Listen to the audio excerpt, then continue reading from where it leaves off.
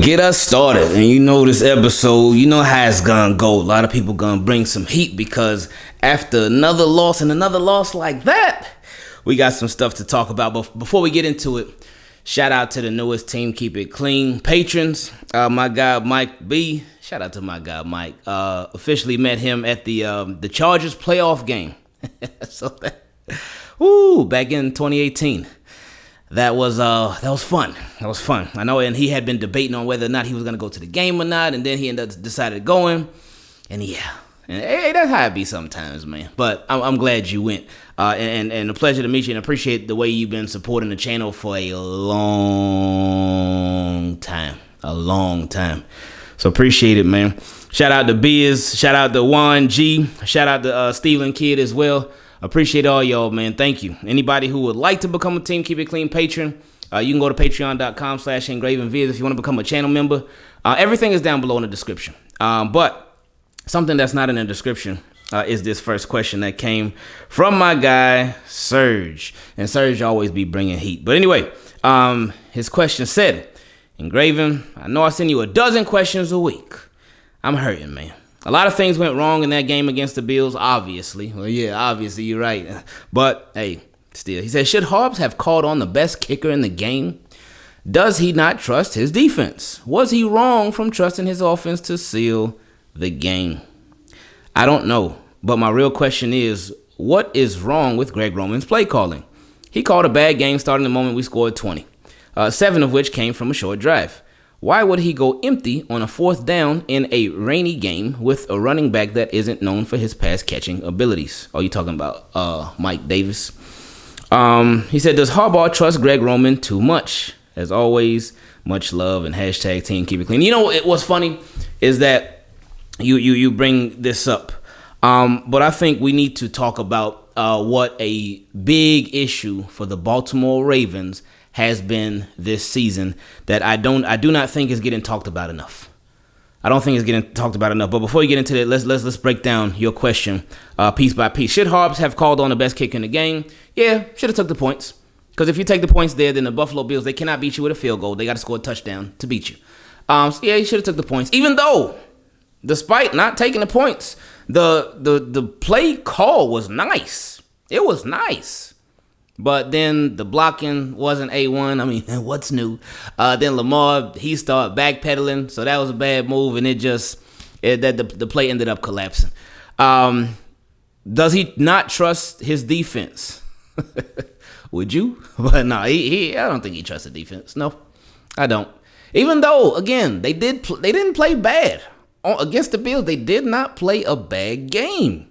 They held Josh Allen down, held Stephon Diggs, and Gabe Davis, that they were holding it down. And this Bills that's known to be this big passing team, they were not going off like that. But anyway, he said, was he wrong from trusting his offense to seal the game? No, but no and yes, like at the same time. Because again, you got to take the points. You haven't scored any points all second half. And that leads me to one of the biggest issues that's not being talked about enough is the Ravens' second half offense, especially in the fourth quarter. Because the Ravens, they've gotten off to these big leads where they build up these sizable leads. It happened in every game. They build up these leads, but then everything comes crashing down. And then in the fourth quarter, the offense, they get ghost. Now, is that the Ravens' only issue? No. Of course not. Ravens still got other things that they got to fix. But that is an issue that they got to definitely improve on that for sure. Because it's a matter of finishing versus not finishing. And these, even if they would have just got 3 more points in the game, even, of course, a touchdown more in the game. If they, think about this, if in every game this year, the Ravens score just 3 more points in the fourth quarter, and especially if they scored just 7 more points in the fourth quarter, it could be sitting at 4-0. It could be sitting at 4-0. If they just score a little bit more, Now, I know, again, context is big, too. Because, again, you look at that Dolphins game, and it's like, hold up. Like, Ravens are up 21 in the fourth. Oh, yeah, they got it. They got it. They should be straight. And they should have been straight. But still, they got to do better than that. They got to get better at closing, especially when you see the situations. Like in the Dolphins game. They got up big. They got this big lead. And, yeah, you should be straight. You should be good to go. You shouldn't have nothing to worry about at that point. Especially you're at the crib. Especially you're up 21. Like, what? You're up 21? What? Please, come on now. You got that. You got that. But if you take your foot off the gas, anything can happen. And, yeah, we know Marlon Humphrey, he was out when the Dolphins, they start going off. So that was big. But still, they got to recognize the situation. But, we got to put some points up. There got to be more of a sense of urgency from the entire offense. We got to put more points up. Then in the Bills game. In the Bills game, again, you up big. Well, kind of big. You up by 17. But so you up multiple scores. And then the whole second half, they just stopped. Nothing. Whole second half, nothing. And we know there were drops, there were interceptions, there were missed throws, but it was nothing. So that is something that they got to get better at, because you got to be able to close. If you cannot close in the NFL, then you're done. Yeah, this feels like a dream. And you know just what I mean. You see my boy, he like gotta made it. Boy, he's a fan and he like the Ravens. And you know just what I mean. You two team, keep it clean. You see my boy, he like gotta made it. Boy, that's my homie, ain't that right engraving. Team, keep it clean. Welcome to another episode of Questions from Subs. If you want to be a part of it, well, y'all already know how you can be a part of it. Anyway, next question came from my guy, Jay Franken. Appreciate you being a patron. He said, what's good, bro? Hope all is well. I'm watching Harbaugh's interview, media availability on Monday, and it's obvious that Harbaugh's ego is killing this team without the vocal leaders like Ed Reed, Ray Lewis, Terrell Suggs to help balance his insanity. Harbaugh is the third longest tenured coach in the NFL behind Mike Tomlin and Bill Belichick. Being a head coach of one team for 14 years, as you see other teams cycle through head coaches, has got to his head and built this ego. Oof. I've heard a lot of people call John Harbaugh egotistical before, but I've never heard it broken down like that. And that could be true. Like, because if you look, like if you've been doing something for a while, and you've watched a lot of other people around you try to do the same thing, but there has just been a lack of success and continuity amongst a lot of other people, you could be looking around like, oh, they can't do it like me. That's why humility is super, super, super, super important. And that's just in anything in life, we ain't just talking about football. But anyway, he said, it seems like Harbaugh is always looking to make that gutsy call during crunch time to get the spotlight. Sad thing is, with how the media works, if you get one gutsy call right, most people will forget about all the other bad decisions.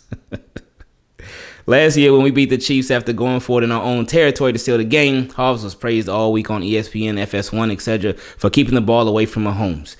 He has been chasing that spotlight from since then. And we have dropped the ball every time, just like Patrick Queen. Why you had to do that? Why you had to throw Patrick Queen in there? The idea of going for it on 4th and goal when it's tied, where you can take the points and give your defense some hope with a 3-point lead, is foolish. I wouldn't even do that playing Madden on rookie, but this man doing it in real life. You give your defense some cushion with a 3-point lead. That's another good point. Yeah, they do. They would have some cushion. They have a little elbow room. And again, like we mentioned earlier, the worst case scenario, if the Bills, they got to beat you with a touchdown. And you could possibly force them into some tough decision making. Say, for instance, they're moving the ball. And they get to the goal line. Do they go for 3 or they go for the win to try to end the game? You put that pressure on them. And hopefully they wouldn't even get that far, but you don't even give your defense the opportunity to be put in that situation because he ain't take the points. But anyway, he said, Yeah, you give your defense some cushion with a 3-point lead and hope that they can hold the Bills without points. But if they get 3, you get a chance to put the offense back on the field in all overtime and win the game, or possibly even in regulation. But anyway, he said, my question is, when are Steve and EDC going to hold Harbaugh accountable, and do you think the Ravens have outgrown John Harbaugh? We've been wanting a change of culture while in the last 14 years we have changed GMs, offensive coordinators, defensive coordinators, and probably every position coach, but one person who has always remained is John Harbaugh. Always like Hobbs, and I still do, but our Super Bowl was 10 years ago, and there's still people defending his calls because he led a team full of leaders to a Super Bowl win. Let's not forget Mike McCarthy and Pete Carroll won Super Bowls too while being mediocre coaches with great talent. What are your thoughts? Oh my goodness, this was a question right here about accountability. And he said, when are Steve and EDC going to hold Harbaugh accountable? We'll see.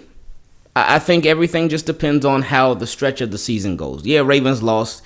And the two games that they lost, it's not even that they lost. That's not even it. It's how they lost. And it's the fact that Ravens had these huge leads and just everything just fell apart. Everything fell apart. And as a head coach, you got to be responsible for that stuff. Now the Ravens are sitting at 2-2. So they're not the worst, they're not the best, but they're not the worst. So much just depends on the outcome of the season and how the rest of the season goes. They're not going to make any moves based off of that loss. No, of course not. They're not. Now if the Ravens were sitting at 0-4 right now, then I think the seat could start getting a little warm, but they're not. They're not. And with Harbaugh, I think he has such a long chain with the Ravens. I think he has such a long leash with them, and he just has so much leeway and flexibility, and just like he's safe. He's very, very, very, very, very safe. I know a lot of people like to compare it to the whole Brian Billick thing. Oh, Brian Billick, he just signed an extension and then he got fired a year later. Yeah, he did. But was he as safe as Harbaugh? No. Was he coaching as long as Harbaugh? No. Harbaugh has such, he got it right now, man. He got that not even necessarily the freedom, but he got that safety blanket. So I just, and you know, like Ravens, they don't make those, especially a head coach. They don't make those in season. All right, we're going to fire you. No. And sitting at 2-2? Nah. So I wouldn't expect it. Even if worst case scenario, even if they lost to the Bengals at home, nothing's going to happen. The earliest something would happen, in my opinion, wouldn't be till after the season. It wouldn't be till after the season. If anything were to happen. I don't expect anything to happen.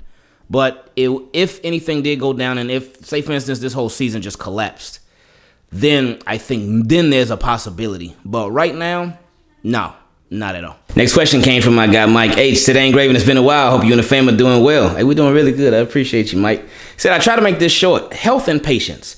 These are two key important factors for the Ravens this season. We've already seen some big name players from other teams, including ours, go down like Kyle Fuller. You know, you bring that up, and that's a really good point, because a lot of times I forget that the Ravens had Kyle Fuller because it seemed so quick, and because he got injured in week one, and I forget that they had him. So they had more quality depth in the secondary. Like right now, Brandon Stevens is playing that number 3 corner role, and he's been straight. He's struggled a little bit here and there, but he's been straight. But it's like, man, we had even better quality than that. Like that was nice to think about how they did try to prepare for this. Because again, Ravens, their cornerbacks always go down for some reason. But anyway, I know the players and fans are frustrated, but there's a lot of football left. I'd rather deal with the struggles now, including resting our injured guys, and then rather than having the injury bug happen later in the season. I mean, yeah, you hope that it doesn't happen at all. But last year, the injury bug happened at the beginning, middle, and end of the season. But you don't want the injury bug to happen at all. But it is nice that Ravens are still getting some key guys back, like a Stanley eventually, like a Jake Hayes, and been in the process of coming back to full form. Gus Edwards eventually, Bowser eventually, maybe a Jabo, we'll see. But yeah. He said, we've got a long ways to go before we should hit that panic button. I know our guys will bounce back. What are your thoughts? Hey, real good question, man. I think now as far as the panic button, with Ravens fans who have been frustrated, upset, and maybe panicking. I think they have legitimate reason to. The reason I say that is because you just, like my guy Jay Frank mentioned in a previous question, with John Harbaugh, he's been here for a long time, very long time. And he mentioned how he's the third longest tenured coach behind Belichick, Mike Tomlin. So he's been here for a long time. So you would think with experience, you would know what to do situationally. You would know what to call situationally. You would know what not to call situationally. You would know what put your team at the best advantage situationally. Your situational football skills should be at an all-time high because you have that all-time experience. So I think that's why a lot of Ravens fans panic, because they see a lot of the same stuff. They see a lot of the same late game collapses. They see a lot of the bad situational stuff. They see a lot of the same issues that the Ravens have had that continue to plague them. Continue to. And a lot of Ravens fans just hope that there's more of a change in the positive way. Now, I'm not here to say John Harbaugh is all bad. No, because that's not the case, and that's not true at all.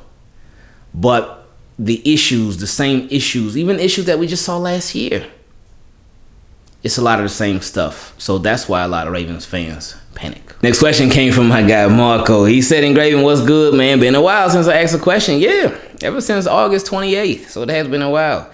He said, I'm just confused on certain things after the Bills game. Why did we make Tucker the highest paid kicker in the league if we ain't going to use him? You could have ended it right there. You could have ended it right there and we would have been done. But anyway, he said, why are we spending around $46 million just in the secondary if Hobbs doesn't trust him? You could have been done after that one too. Whew. When Hobbs went for 2 in Pittsburgh last year and failed, his reasoning was we didn't have enough healthy corners, which was true, but what is his reasoning this time? What you want me to say after that?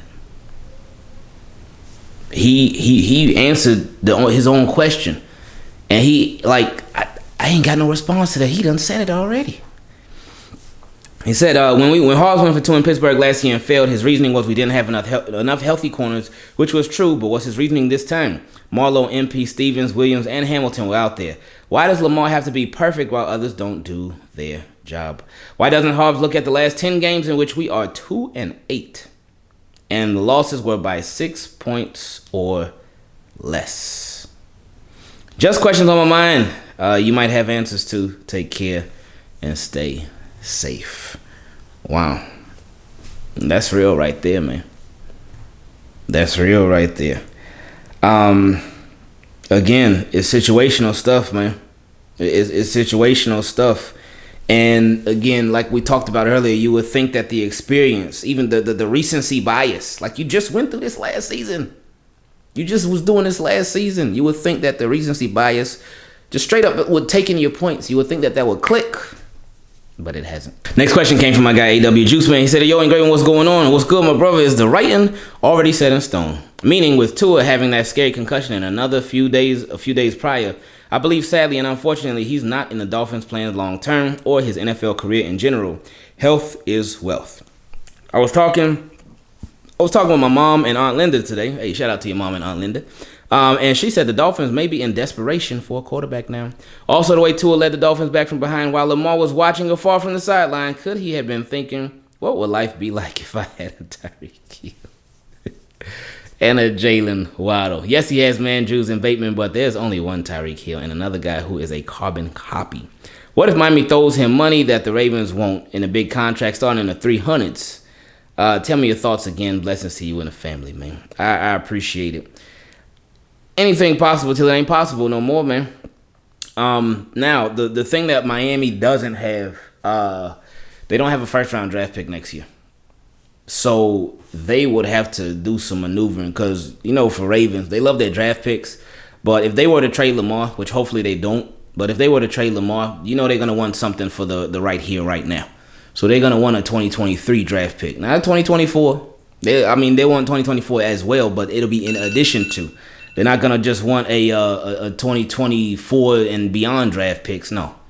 that wouldn't be enough. So while Miami, Miami would literally throw whatever at Lamar to get him and keep him, they don't have the draft capital to do it. Next question came from my guy Juan G, and he's a newer Team Keep It Clean patron. He said, Ingraven, what's up, man? Been watching the video since the end of last season. Love the content and love the Ravens. Hey, I appreciate that, man.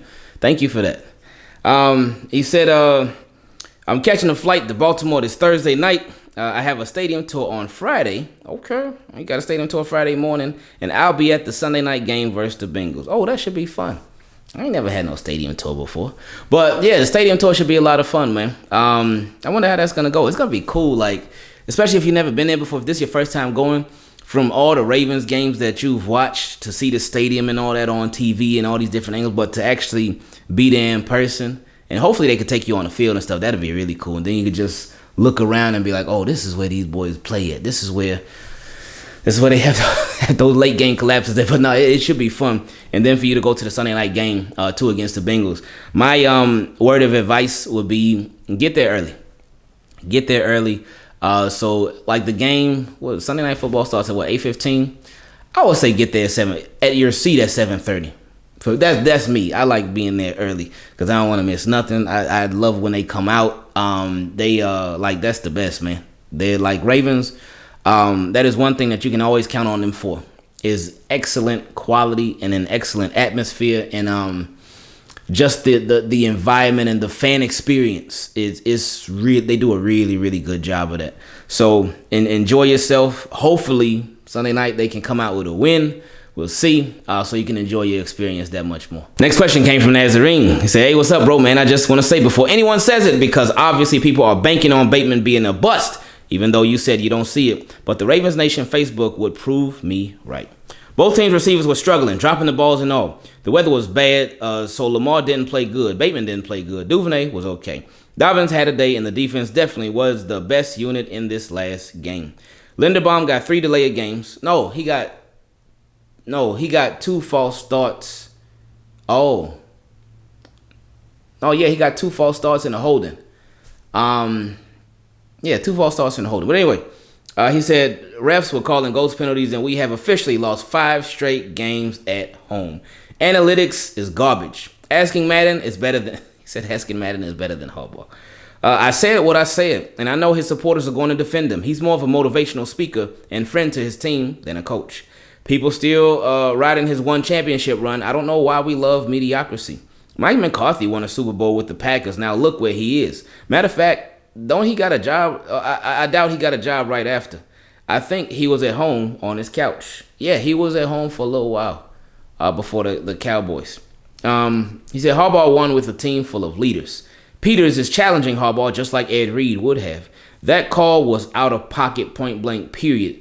He's literally finding ways to blame the defense for his situational football calls. That's why Peters went off. Stop using them as a scapegoat. Kick the field goal and let's see our defense and our defensive coordinator earn their respect. Ravens whack right now, my guy. Everyone was screaming at their TV saying, kick the field goal. Enjoy your week, though, bro. This isn't the Ravens I remember. Wow.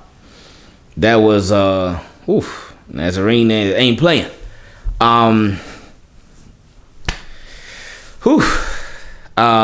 That has been the case as far as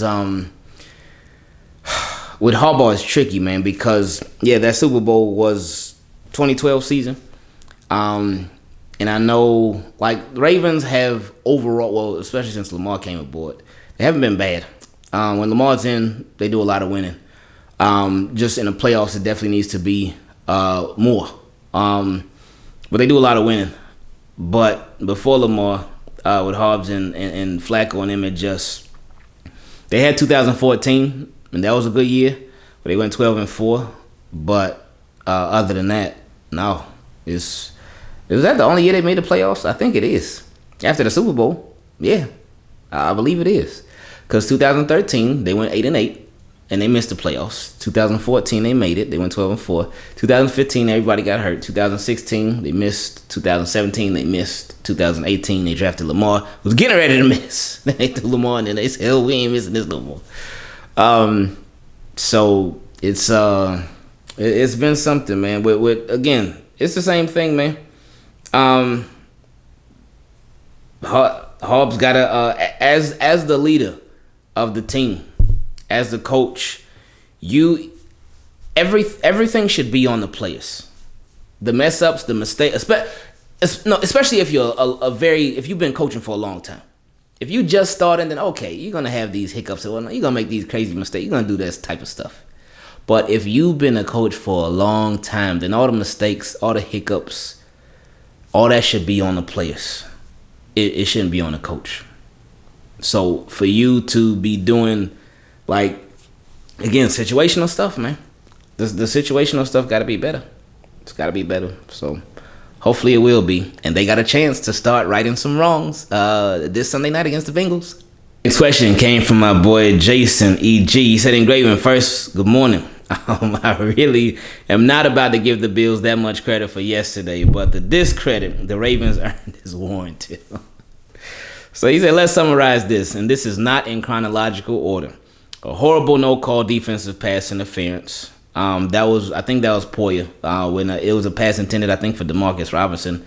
Clear defensive pass interference they didn't call. So we remember a horrible no-call offensive pass interference. Oh, that must have been on the Isaiah McKenzie touchdown where the tight end literally held I think Brandon Stevens. I think it was number 88. Is that Dawson Knox? But whoever it was, he held Brandon Stevens clear as day. No offensive pass interference call. A horrible defensive pass interference call. I don't remember that one. The most egregious roughing the passer I've seen in years. Yeah, that's the Brandon Stevens hit on Josh Allen. Was just terrible. And it's funny, I saw it got pointed out. I think I saw Ryan Mink tweet it, and he showed the video, which was great, about on the previous drive, on the sack, Josh Allen got sacked. And I did watch the replay. That was a nice effort from Odafe Oweh. But Odafe Oweh got the sack, and in the process of him getting sacked, Josh Allen falling, another player came and hit Josh Allen. And Josh Allen was looking at the refs and getting upset and frustrated and oh, man, why didn't you call that like that? And then the ref told him, the ref went like that. The ref went both hands. The ref went like that, calm down, man, calm down. And he was probably telling them, Josh, look, we got you, just relax. But he was telling them, calm down, watch it for yourself. So you don't just take my word for it. Watch it for yourself. And then the following drive, that was the Brandon Stevens, that was the flag, where Brandon Stevens got flagged for the roughing the passer. But anyway, who knows? He said, terrible play calling to start the second half. Another short drop interception. We know about that one. 2 missed sacks. I know the one, the Odafe Oweh one. And then the other one, I don't remember. And everyone being tentative about tackling Josh Allen. If that man wants to try and run over people, hit him as such. The interception, the throw was late. The play call was not the greatest. Oh, okay. You talking about the one to Duvernay. The play call was great. The play call itself, the setup, the play design, that was great on that play. It was designed to get Duvernay open, and it got Duvernay wide open. The throw was late, but the offensive line, they ain't hold up. Then Lamar again, he started backpedaling. And there was a little opportunity where he could have stepped up. It would have had to been real quick. Where he could have stepped up and just threw that pass. But yeah, it would have had to been perfect. And he was capable of making that throw. He just didn't do it. But anyway, he said the interception, the throw was late. The play call not the greatest, and Duvernay could have made a harder break back to the ball. See, I did see that, and it seemed I don't know if he didn't see Poyer or what, because it seemed like Duvernay was just all right, here it comes, let me get it. But Poyer was no, I'm going to get this thing. Maybe he thought Poyer wasn't going to make it in time, but I said, is that Jordan Poyer or is that Ed Reed? Who is that? Because that boy made a play. That was a phenomenal play by him. He said he had to see the play break down past the point of him just being able to stand in the corner of the end zone. Not taking the points like Justin Tucker isn't our kicker, and Oweh being the only one on defense to not understand the assignment on that final drive. And that, too. I've been seeing that replay all day today. I'm recording this on Tuesday, by the way. Steelers just named Kenny Pickett their official starting quarterback moving forward. But anyway, I've been seeing that replay all day today where people showing, Odafe Oweh almost got the fumble. He almost forced the fumble. I'm just man, that's I understand trying to make the play and trying to be the hero in that moment, but I feel like the situation is too risky, man. You got to let him score, man. And because again, I get it, but you gotta let him score, man. You gotta let him score. So, the hero ball. Anyway, he said, and Jerome Bogut just Jerome Bogut. There's enough blame to go around for everyone. Yes, that's true. But the Bills didn't do anything great. We gave it to them, and they had help. They did have help. But yeah, they still got it. They still made enough plays too. They did have some significant help. There was a lot of stuff. I mean, really everything you mentioned. But they were not like this dominant over the Ravens or anything like that. It ain't like the score was like 45-10 or anything like no. This game like could have went either way. And yeah, the Bills got it. So that's that. Let's hope the Ravens learn from this. But history will tell you maybe otherwise. We'll see though. Next question came from Plex. He said nepotism. Changes need to be made to our coaching staff, but I doubt it happens. All of this, I'm keeping you around, hiring you because you're my friend / neighbor. It needs to stop. Boy, Ravens fans, boy, they cold, ain't they? He said, I started to say something after the loss to Miami, but I kept quiet. What I was going to say is that that game was the perfect loss. It showed no matter how well Lamar played, he can't overcome bad coaching. This game was similar. I know the conditions made a difference. Lamar had 2 interceptions, one off a tip and another on a 4th and goal where he tried to make a play. Outside of that, bad coaching cost us this game. Offensively, we looked nothing like we did after this first quarter and a half. Yeah, we had some questionable calls go against us, but that's not an excuse. Defensively, Mickey D, Mike McDonald, hasn't shown me anything.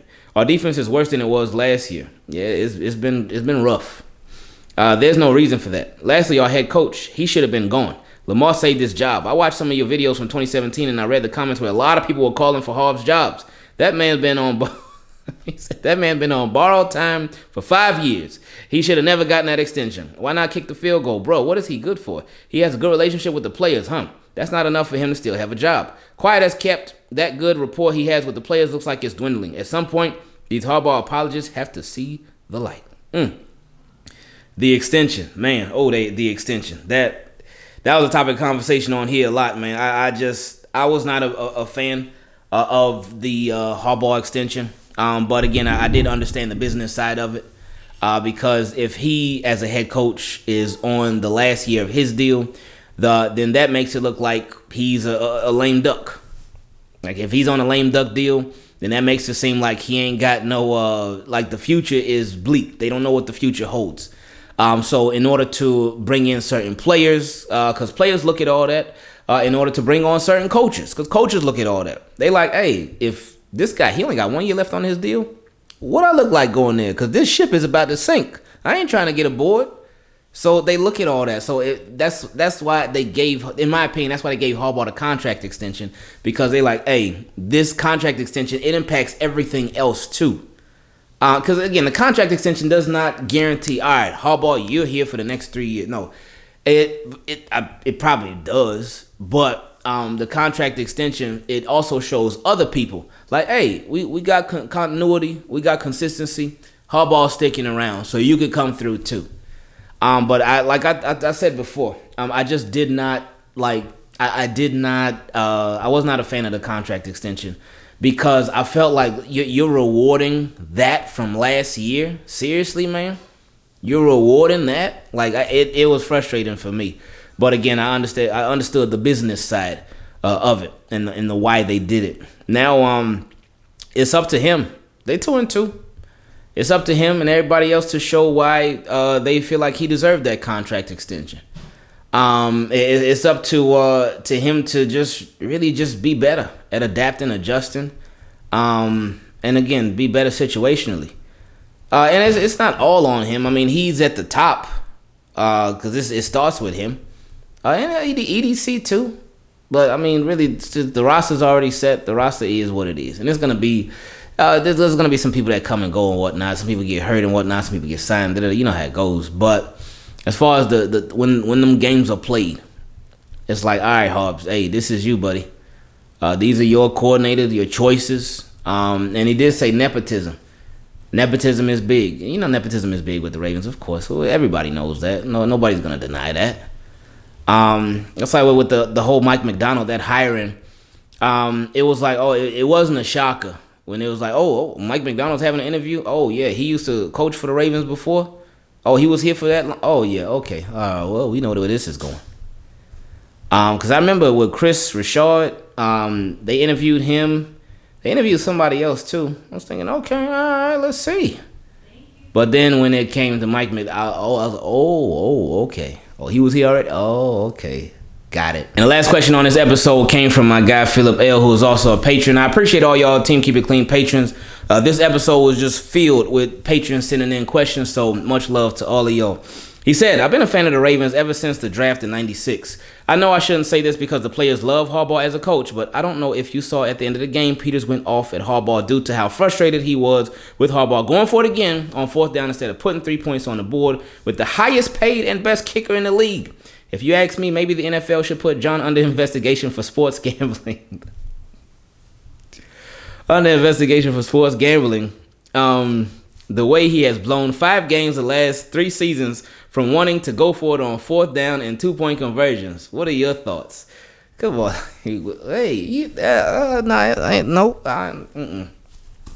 I ain't even getting into that.